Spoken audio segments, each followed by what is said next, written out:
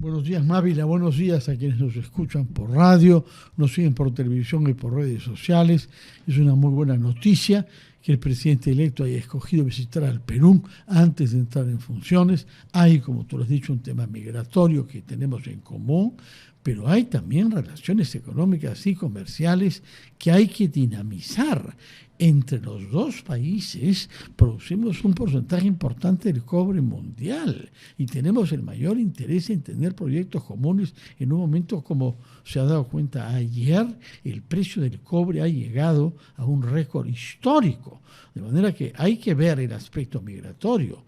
Pero más importante aún es la manera como podemos hacer para actuar de manera común en beneficio del desarrollo de nuestros pueblos. Nadie más indicado para ayudarnos en este tema que Carlos Scafi, que es un chileno peruanizado de facto por su larga estadía en nuestro país, donde fue el primero diplomático de la embajada de su país, pero actualmente se desempeña como profesor universitario en la Católica y como consultor también, de manera que conoce como pocos el estado de las relaciones económicas y comerciales entre Perú y Chile. Señor Scafi, muy buenos días y bienvenido una vez más a RPP.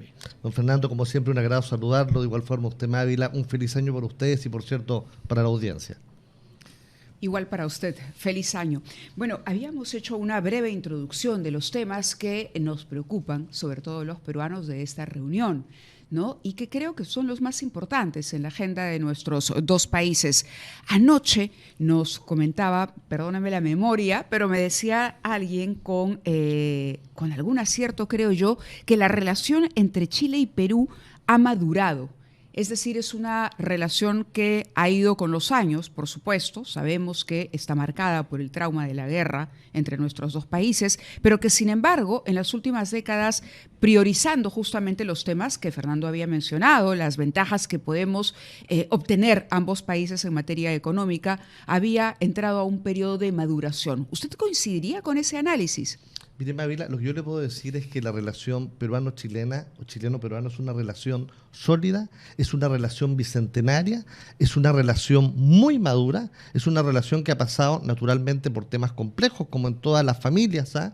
Pero hoy estamos de cara a una relación 3.0, una relación que va más allá, Mávila, Fernando, de lo político y económico, una relación que hoy, por ejemplo, si uno habla de inversiones cruzadas, podemos hablar de un flujo de 34.000 millones de dólares de inversiones acumuladas chilenas en Perú y peruanas en Chile. ¿Cuánto nos ha dicho? Sobre 34.000 millones de dólares, inversiones acumuladas de Chile en Perú y de Perú en Chile. Es decir, inversión cruzada, como lo ha denominado. Pero simplemente abro el paréntesis para recordar que fue el embajador Fernando Rojas, ex embajador de nuestro país en Chile, el que anoche estuvo conversando conmigo en el programa, en Prueba de Fuego, y me decía, hemos entrado a un proceso de maduración, ya debemos entender de otra manera, incluso en la nueva configuración de la geopolítica internacional, cuál es el papel que nos corresponde como países maduros que han superado algunas diferencias del pasado. Sin lugar a dudas, ¿no? Entonces le decía yo que esto va más allá de lo político y económico,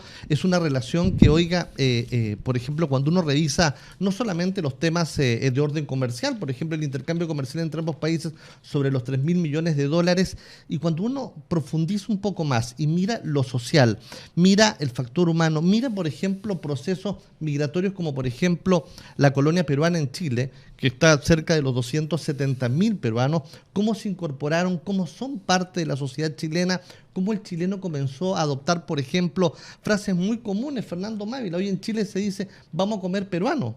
¿Ah? Es parte de hablar de un ají de gallina en Chile, se habla, es muy natural. Como, por ejemplo, procesos religiosos se incorporaron también manifestaciones de fe. Ahora, es impresionante ver el ají de gallina es peruano, ¿no? Absolutamente, indudablemente, adoptado por Chile. Claro. Pero, oiga, y por eso le decía yo que estamos... Si no, empezamos nuevamente no.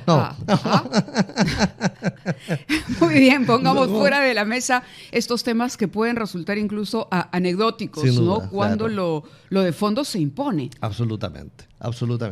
Y hoy vemos al presidente al presidente electo de la República de Chile, José Antonio Kast, en una visita a Perú de coordinación para decir claramente de que si es que no nos ordenamos en cuestiones vinculadas a el desborde criminal que compartimos Chile y Perú, y también, por cierto, a la migración ilegal, esto finalmente se va a traducir en una cuestión que no va a ser manejada, y esa es, en mi opinión, la intención de la visita de coordinación del presidente electo José Antonio Kast a Perú estos días. La tercera visita, por lo demás, que hace desde que ganó la elección. La primera fue a Argentina, la segunda Ecuador, y ahora, como tenía que ser, empezando el 2026 a Perú. Ahora, nos hemos mencionado 3 temas entonces. El tema 1 de la migración con el corredor humanitario.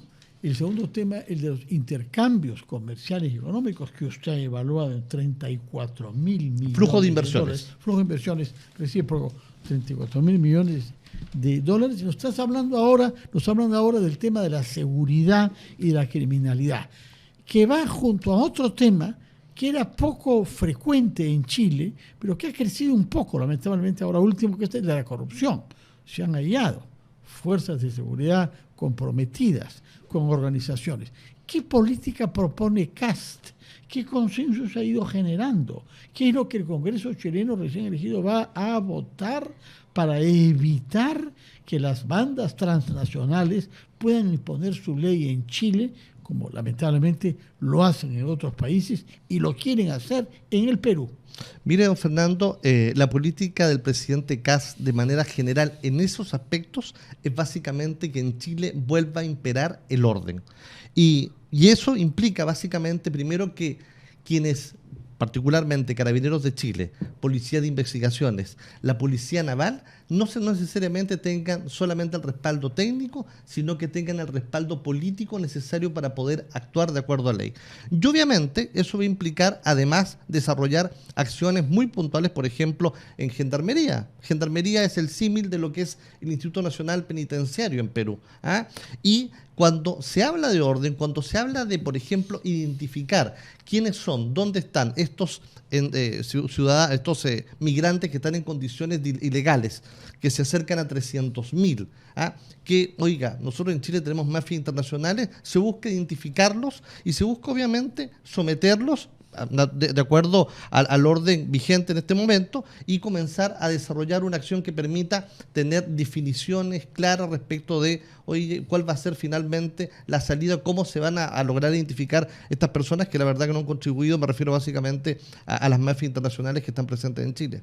Permítanos, por favor, cumplir con nuestros anunciantes. Hay una pregunta que surge de toda la reflexión inicial que hemos hecho. Hemos estrechado lazos a nivel económico, a nivel comercial, hemos superado de alguna manera algunos traumas que nos separaron, ¿no? Y yo mencionaba el hecho concreto de la Guerra del Pacífico, pero de cara a los retos que hay en el futuro, más allá incluso de la migración irregular, usted ha tocado el tema del crimen organizado, y se ha dicho en reiteradas oportunidades, especialistas, que no hay manera de combatir ese crimen organizado que hoy azota nuestros países que no sea con un frente común. Y ese frente común es necesario hoy por hoy. Sobre eso me gustaría conocer su opinión y de qué manera Chile y Perú pueden trabajar de manera conjunta para enfrentar a esas mafias del crimen organizado y a las economías ilegales. Vamos entonces unos instantes a escuchar a los anunciantes 8:18 y retomamos ampliación de noticias.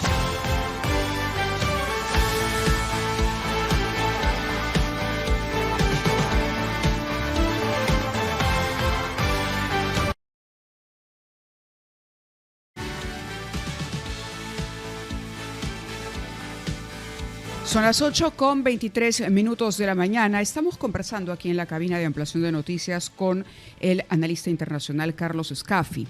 Ha sido invitado nuestro en varias oportunidades a propósito, esta vez, de la visita del presidente electo de su país, José Antonio Kast. Y le mencionaba yo un tema que de pronto los países de la región hemos dejado avanzar sin proponer un frente regional contundente y que cada día nos está pasando más la factura y nos está cobrando un precio muy alto, que es el avance del crimen organizado. Justamente, ¿no?, en parte se justifica por el tipo de migrantes que hemos recibido ambos países en los últimos años. Hablo de no necesariamente solo venezolanos, también grupos colombianos, por ejemplo, dedicados al crimen internacional. Pero el punto es que compartíamos durante la pausa que Chile y Perú, por ejemplo, tienen un problema con el sicariato, ¿no?, claro, que es común a ambos países. Usted me decía, la extorsión no se siente tanto como se ha sentido en Perú, pero eso no quiere decir que en algunos años más sí dejamos seguir pasando por alto el avance de estos temas, de pronto nos veamos envueltos en una situación crítica. Por lo tanto, ¿cree que es un tema de agenda y de qué manera Perú y Chile podrían empezar a construir, a poner los primeros pasos, los primeros ladrillos, las primeras bases de un frente regional que se ocupe de esto, en respuesta a la situación venezolana y al avance de las organizaciones? Efectivamente, Mávila, lo hablábamos al inicio y hablábamos de esta madura y esta sólida relación existente entre ambos países. Y respecto del tema que usted señala, lo que está haciendo hoy el presidente electo de la República de Chile, José Antonio Kast, es comenzar a desarrollar un plan de acción coordinado, no solamente con Perú, sino también lo vimos con Ecuador, de manera de enfrentar y afrontar esta situación que nos tiene muy complicados y que, oiga, hay que decir que también en los últimos años, voy a hablar solamente por Chile aquí, hemos tenido una mirada de repente complaciente, hemos tenido posturas ideológicas que han favorecido esto. Y toda vez vuelvo al tema nuevamente de lo que significa tener una relación bicentenaria, una relación sólida, una relación profunda, y es que estos temas debieron ser abordados desde un inicio, Mávila, al máximo nivel, a través de los jefes de Estado, como se está haciendo en este minuto, claro, con un presidente electo que asume funciones el 11 de marzo y que está decidiendo actuar, hacer política con responsabilidad regional de manera integrada. Y es lo que hemos visto con estos acercamientos que ha tenido el presidente electo Kast con el presidente ecuatoriano y ahora lo está teniendo con Perú. Yo creo que de manera natural el corredor humanitario yo creo que es innegable, por más que se diga, Mávila, que hay una serie de complejidades. ¿Pero cree realmente que eso es posible? O sea, mire, la viabilidad logística es compleja. Oiga, pero hay que primero tener las voluntades claras, en este caso de los jefes de Estado, de cómo finalmente podría generarse una invitación que sea de manera natural. Porque, ojo, las salidas que hemos tenido de Chile en este minuto no son obligadas. La gente está, el migrante que está decidiendo salir lo hace por voluntad propia, no por presión, no por persecución. Pero hay un grupo también que va a salir por las medidas y por el endurecimiento de las sanciones. Claro, cuando asuma el presidente, y hay que ver efectivamente cuáles van a ser los mecanismos que se van a adoptar en ese minuto. Se lo digo mirando un poco el panorama actual venezolano. Es decir, siempre el problema estuvo en, el corredor humanitario tiene que tener una salida, tiene un punto de inicio donde se embarca el migrante que quiere retornar, pero también tiene que tener la puerta abierta en el lugar de destino. Sin lugar a dudas, lógico. Y yo no sé si tenemos en este momento esa puerta abierta. Yo creo que la puerta está entreabierta en este minuto ya. ¿Entreabierta? Yo creo que está entreabierta en este minuto. Ok, pero entreabierta no es muy alentador. Pero yo le aseguro, Mávila, que estas gestiones que se están desarrollando, la presión internacional, los últimos hechos que hemos tenido a la vista.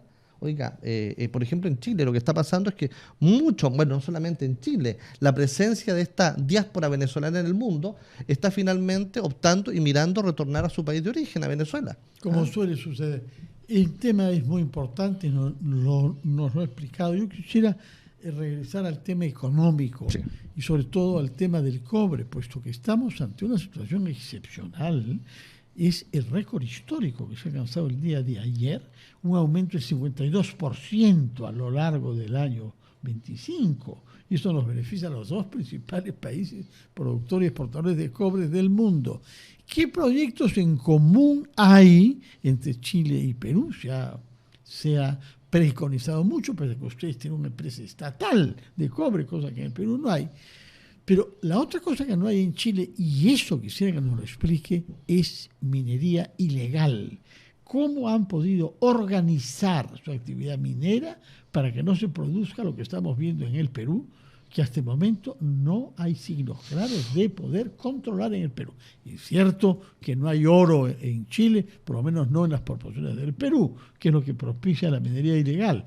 Pero han organizado ustedes la producción minera de manera tal que no tiene mayores conflictos sociales, que hay un respeto a las exigencias ambientales y que la industria cuprífera, estatal y privada, marcha en Chile viento en popa. Efectivamente, don Fernando, Chile desde el año 68 en adelante, O sea, Frei, antes de Allende. Bueno, el padre del expresidente Frei, efectivamente, comenzó a desarrollar lo que hoy el chileno reconoce como un país con identidad minera. un país con corazón minero, un país que respeta la minería, un país que vive y se alimentaba del cobre. ¿Ah? Y en consecuencia se diseñaron una serie de instituciones, una de ellas, usted lo mencionó, la Corporación del Cobre, conocida como Codelco, pero también organismos reguladores al respecto, y el chileno particularmente, aquí hay un tema social importantísimo. Yo cuando le hablo de identidad minera, el chileno de a pie se siente con un afecto en particular a la actividad minera, don Fernando. Entonces, el actuar fuera del marco de la ley respecto de actividades mineras, particularmente el grueso de ellas vinculados básicamente al cobre, no necesariamente es algo común. ¿Qué es lo que hay? Son pequeña minería, y claro, muchas veces la pequeña minería ha tenido algunos accidentes trágicos. Recuerden ustedes lo que nos ocurrió con la mina San José en Copiapó con los 33 mineros. 33. Pero fíjese, hoy usted hablaba de la capacidad y la fortaleza que tienen ambos países. Chile y Perú tienen el 40% de la producción mundial de cobre. Yo le hablaba al inicio de esta entrevista de que la relación bilateral Chile-Perú tiene que ir al capítulo 3.0. Y ese capítulo 3.0 es el de la asociatividad comercial.